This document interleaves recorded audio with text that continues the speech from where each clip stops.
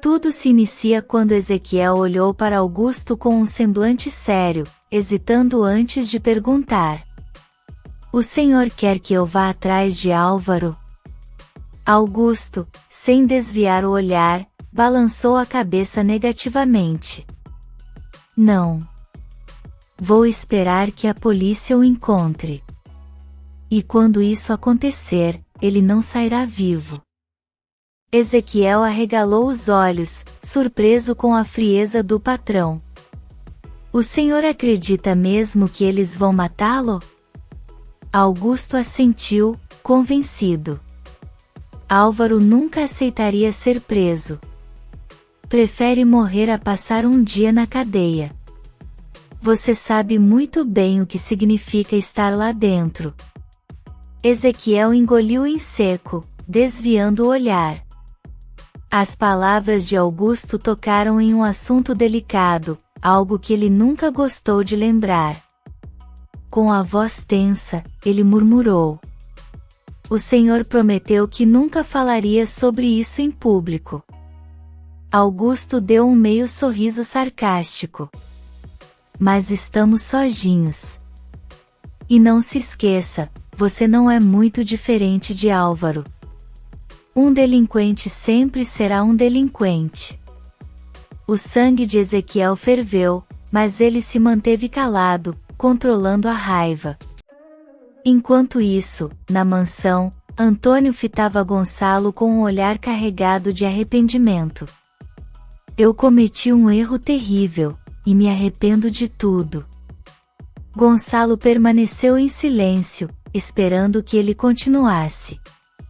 "Eu quero ajudar sua família, dar a eles tudo o que precisarem. Pelo menos assim tento aliviar minha consciência. Regina está ao seu lado agora, talvez sempre tenha estado. Eu nunca consegui conquistá-la, mesmo tentando me aproximar com a promessa de encontrar sua filha." No centro da cidade, Constanza conversava animadamente com Regina e Inês. "César está sobrecarregado com o restaurante e o trabalho. Talvez precisemos encontrar outra pessoa para ajudar." Regina e Inês assentiram, concordando que era o melhor a se fazer. Em seguida, Regina se virou para Inês e perguntou: "Como anda a fundação aqui? Ninguém se rende?" O rosto de Inês iluminou-se com um sorriso orgulhoso. "Está indo muito bem. Criamos uma página online para doações e apoio emocional. O engajamento tem sido incrível." As três trocaram olhares entusiasmados, felizes com o sucesso da iniciativa. De volta à fazenda, Ezequiel não conseguiu segurar a emoção, e com os olhos marejados, desabafou: "Eu só fui parar na prisão porque tentei proteger uma criança de um homem cruel." Augusto não demonstrou nenhum tipo de compaixão. "Isso não muda o fato de que você tem uma ficha suja. Agora vá, descubra tudo sobre Álvaro e volte com informações." Ezequiel assentiu, resignado, e saiu sem dizer mais nada. Assim que ficou sozinho, Augusto passou a mão pelo queixo, refletindo. Um pressentimento incômodo tomou conta dele. Algo dizia que Ezequiel não era mais tão leal quanto parecia. E se já soubesse que Álvaro estava vivo? E se estivesse escondendo isso dele? Na mansão, Antônio soltou um suspiro pesado antes de encarar Gonçalo novamente. "Eu não joguei limpo. Você tinha o direito de conquistar o amor de Regina. Me perdoa por isso." Gonçalo sorriu de leve e escreveu algumas palavras rápidas em seu caderno, que ele ergueu para que Antônio lesse. "Todos cometem erros." Antônio assentiu, tocado pela resposta. "Você tem razão. E vocês têm todo o direito de serem felizes." Enquanto isso, em um lugar escuro e úmido, Karina tremia de medo. Seus olhos estavam inchados de tanto chorar. O som de passos ecoou pelo cativeiro, fazendo seu coração disparar. Álvaro se aproximou lentamente, um sorriso cruel no rosto. Hoje você vai ser minha mulher outra vez. Carina se desesperou, puxando as amarras com força. Por favor, não faça isso. Ele se abaixou, aproximando-se mais, mas antes que pudesse tocá-la, Carina reagiu com toda a força que tinha. Com um movimento rápido, deu uma cabeçada violenta nele. Álvaro cambaleou para trás e caiu desacordado. Uma onda de alívio tomou conta dela. Obrigada, meu Deus.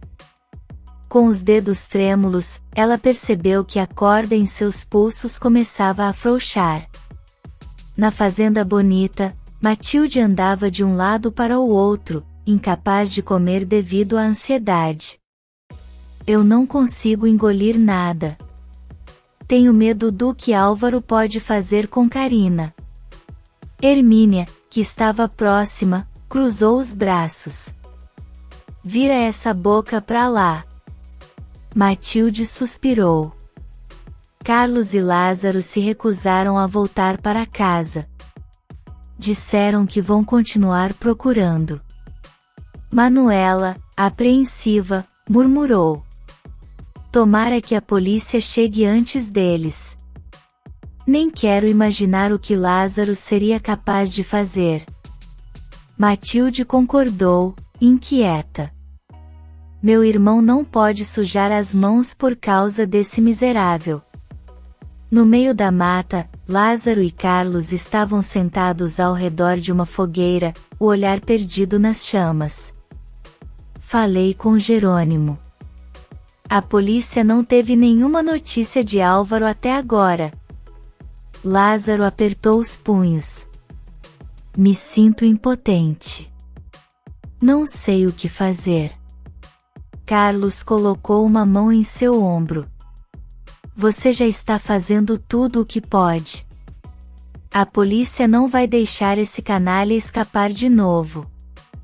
Lázaro, no entanto, suspirou pesadamente. Eu não me importo com Álvaro. Ele que se dane. O que me preocupa é Carina. Se algo acontecer com ela, eu nunca vou me perdoar. Os olhos de Carlos refletiam preocupação. O silêncio entre eles foi cortado apenas pelo estalar da madeira na fogueira. O tempo corria, e cada segundo que passava parecia um fardo insuportável. Enquanto desfazia a mala, Renata encontrou o colar que Augusto lhe dera. Segurou-o por um momento, perdida em pensamentos, antes de colocá-lo na gaveta para devolvê-lo mais tarde. Em outro quarto, Jerônimo observava Marina com preocupação. Descanse bem. O médico deve vir vê-la em breve. Marina suspirou, inquieta. Espero que ele não demore. Quero voltar para casa. Jerônimo compreendia seu desespero. Sei que tudo isso é difícil para você, mas pelos nossos filhos, vale a pena. Marina assentiu. Estou passando por isso só por eles. Ele baixou o olhar, pensativo. Gostaria que tudo tivesse sido diferente. Marina sorriu tristemente. Eu também. Mas agora não há como voltar atrás. Jerônimo concordou, desejou-lhe boa noite e saiu, deixando Marina imersa em seus pensamentos. Mais tarde, no quarto, Jerônimo e Renata estavam deitados. Renata rezava em silêncio, pedindo forças para lidar com aquela situação. Ele, ao seu lado, refletia sobre como equilibrar tudo. Amava Renata, não queria perdê-la, mas também precisava pensar nos filhos. Lamentava que não fosse ela quem estivesse esperando um filho seu. O mesmo pensamento passava pela mente de Renata, porque não era ela quem carregava um filho de Jerônimo. Na manhã seguinte, Manuela levou o café da manhã para Marina. Gostou? Perguntou. Marina sorriu, agradecida. Muito. Meu tio sempre disse que você cozinha maravilhosamente bem. Se estivesse em casa, não teria metade desse cuidado. Manuela riu. Talvez tenha sido bom você ficar aqui. Assim, podemos cuidar de você e dos bebês. Marina a olhou com esperança. Você poderia me ajudar? Acho que precisarei passar a gravidez inteira de repouso. Manuela assentiu. Vou falar com os patrões para ver se me liberam. Os olhos de Marina brilharam. Você faria isso por mim? Manuela sorriu. Faria por você, pelos bebês, pelos patrões, e principalmente por Renata.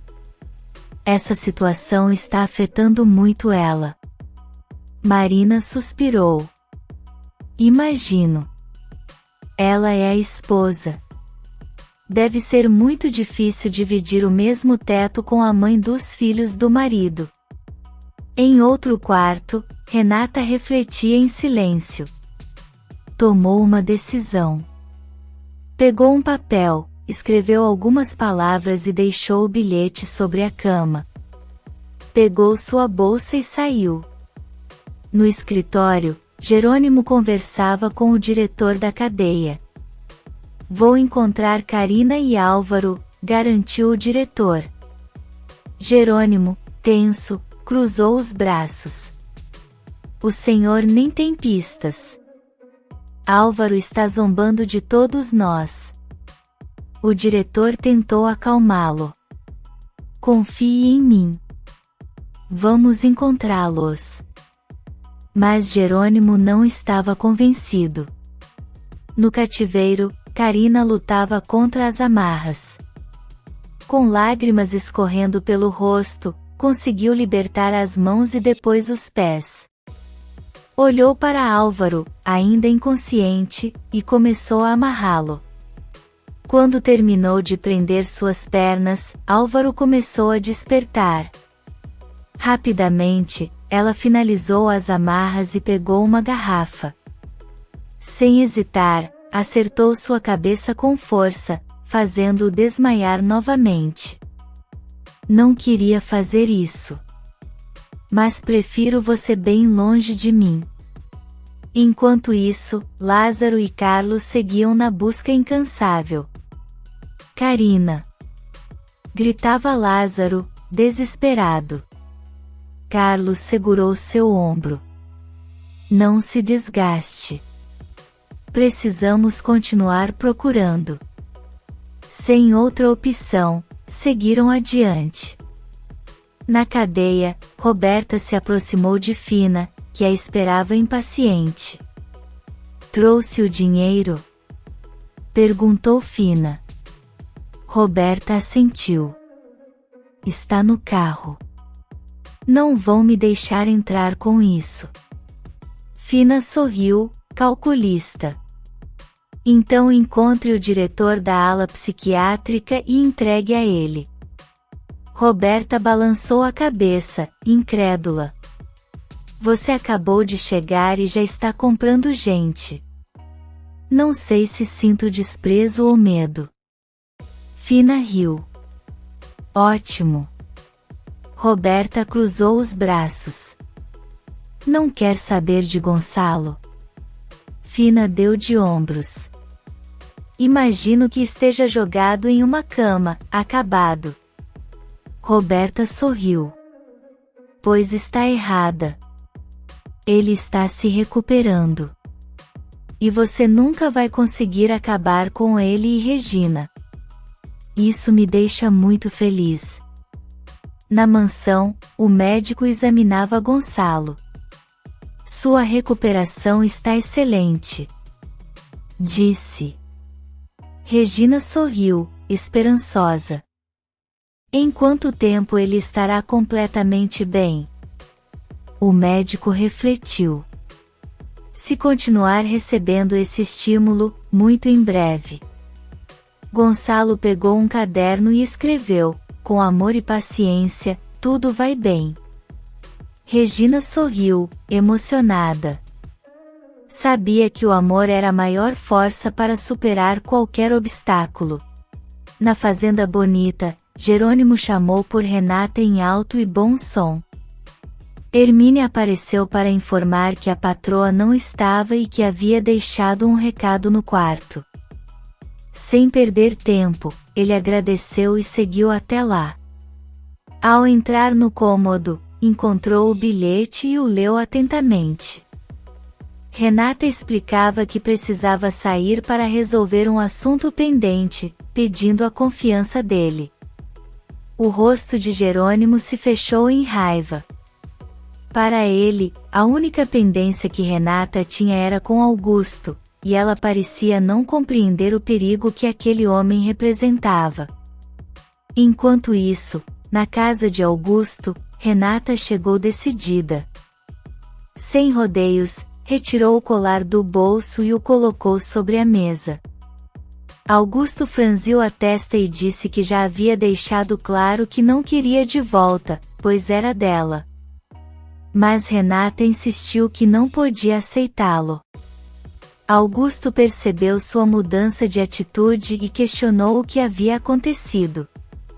Renata, com firmeza, disse que não gostava de deixar questões em aberto e que precisava da verdade. Augusto garantiu que sempre foi sincero, então ela foi direta, perguntou se ele mandou matar Álvaro na cadeia.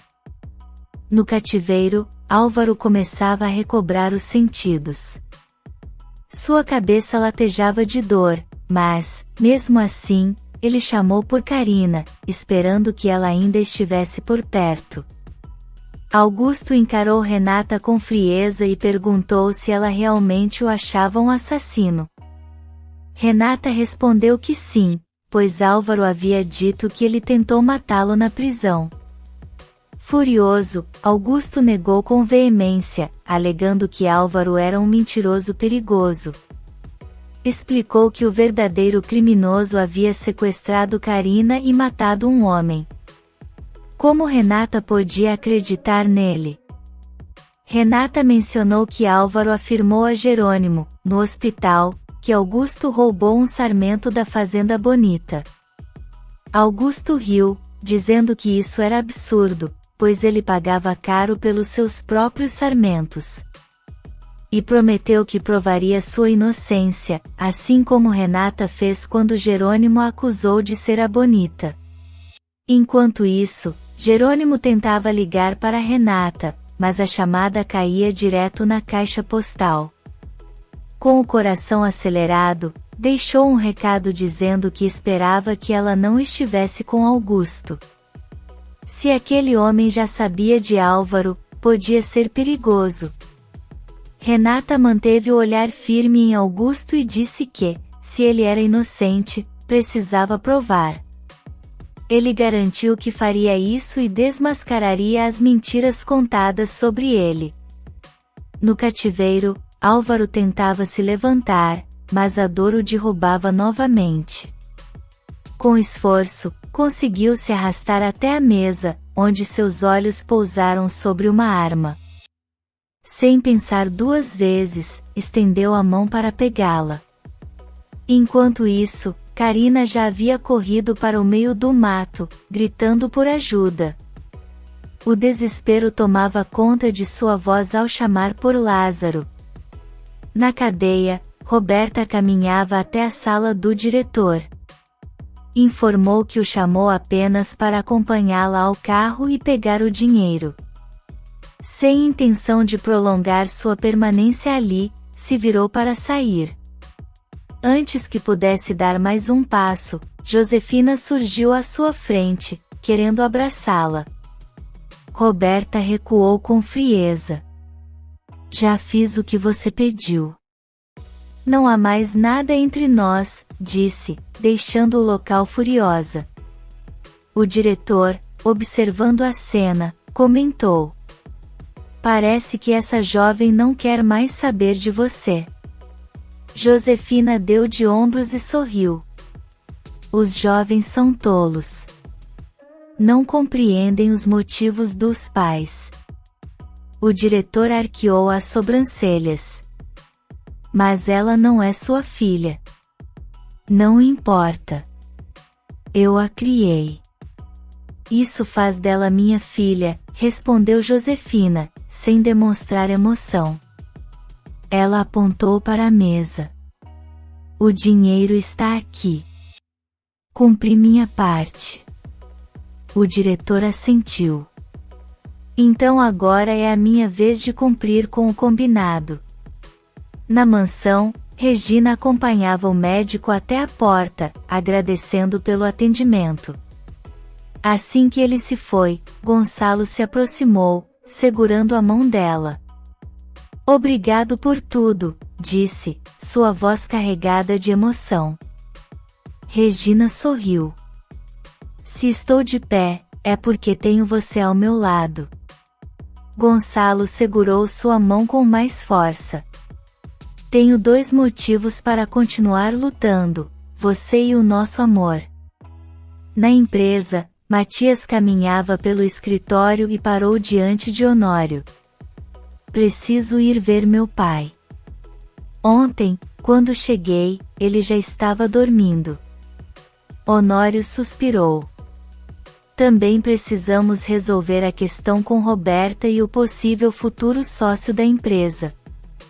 Matias pensou por um instante. Então venha comigo. Conversamos no caminho. Honório hesitou. Adriana não está na empresa. Não posso deixá-la sozinha. Matias sorriu, tentando convencê-lo.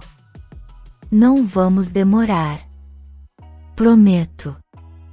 Após um momento de indecisão, Honório cedeu. Os dois deixaram a empresa, prontos para encarar mais um dia de desafios. No centro, Inês e Constanza estavam concentradas em suas tarefas quando uma mulher entrou apressada, com um olhar aflito e desesperado. Com a voz embargada, ela explicou que não tinha nada para alimentar sua filha e implorou por ajuda. Constanza, com um gesto acolhedor, pegou o bebê nos braços enquanto Inês garantiu que ali receberiam toda a assistência necessária. Além disso, explicou que a mulher poderia aprender alguma atividade para construir um futuro melhor enquanto a bebê fosse cuidada. No hospital, Benjamin e Adriana se reuniram com o médico para discutir o estado de César. O médico trouxe uma notícia um pouco menos alarmante: César não estava mais desmaiando. No entanto, Benjamin quis ter certeza da gravidade do diagnóstico e questionou se o doutor tinha certeza de que ele tinha um tumor. O médico confirmou, explicando que a medicação estava apenas amenizando os sintomas, tornando essa fase menos dolorosa antes da chegada do estágio final. Adriana, apreensiva, perguntou como saberiam quando César estaria chegando ao fim. O médico explicou que quando os remédios parassem de fazer efeito, ele precisaria ser internado. Angustiada, Adriana quis saber quando os exames. Benjamin, preocupado, argumentou que não sabia qual desculpa usar para convencer seu filho a fazer os exames. O médico apenas respondeu que teriam que encontrar um jeito. Enquanto isso, em uma joalheria, César analisava atentamente as opções expostas nas vitrines. Momentos depois, Julieta chegou e se desculpou pela demora, perguntando o motivo de ele tê-la chamado ali. Com um sorriso ansioso, César explicou que precisava da ajuda dela para escolher um anel de compromisso para Adriana. No cativeiro, Álvaro finalmente conseguiu se soltar. O coração acelerado, ele olhou ao redor e avistou a arma sobre a mesa. Sem hesitar, pegou-a e saiu apressado. Do lado de fora, Lázaro e Carlos dirigiam pelas estradas estreitas, chamando por Carina, que desesperada, gritava por socorro. Mas do outro lado da mata, Álvaro também estava à procura dela, segurando a arma firme, pronto para agir.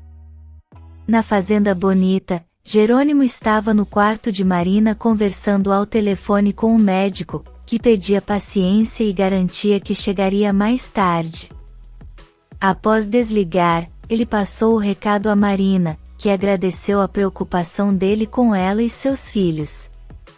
Mas Jerônimo apenas balançou a cabeça, dizendo que ela não precisava agradecer. Matilde entrou no quarto carregando algumas roupas e anunciou que Renata já havia voltado. Jerônimo assentiu, decidido, e saiu imediatamente para vê-la. Marina suspirou, observando Jerônimo se afastar, e comentou com Matilde: "Ele é um bom homem." Matilde sorriu. "Não é só bonito por fora, mas também por dentro." Marina concordou. "É o melhor homem que já conheci." Enquanto isso, Jerônimo entrou no quarto onde Renata estava e foi direto ao ponto. "Você foi ver Augusto?" Renata confirmou e explicou que apenas foi devolver o colar. Acrescentou que Augusto garantiu que nunca ordenou a morte de Álvaro na cadeia. Jerônimo cruzou os braços, irritado. "Ele está mentindo." Mas Renata, contrariada, começou a defender Augusto, insistindo que Álvaro era o verdadeiro vilão. Lembrou que ele sequestrou Carina e que nem quis fazer a autópsia do próprio irmão. Jerônimo se aproximou, a expressão carregada de seriedade. "Você confia na palavra de Ezequiel?" Renata assentiu. Então, Jerônimo revelou algo que a fez gelar. Augusto pediu para ele matar Aurora. Renata ficou imóvel, chocada. "Isso é um absurdo. Por que ele faria isso?" Jerônimo respirou fundo e respondeu: "Aurora o atormentava. Além disso, Augusto queria vingança. Foi ela quem sabotou toda a produção de vinho dele." Renata ficou paralisada, sem saber como reagir diante daquela revelação devastadora. Se você quer saber o que vem por aí, inscreva-se no canal e deixe seu like.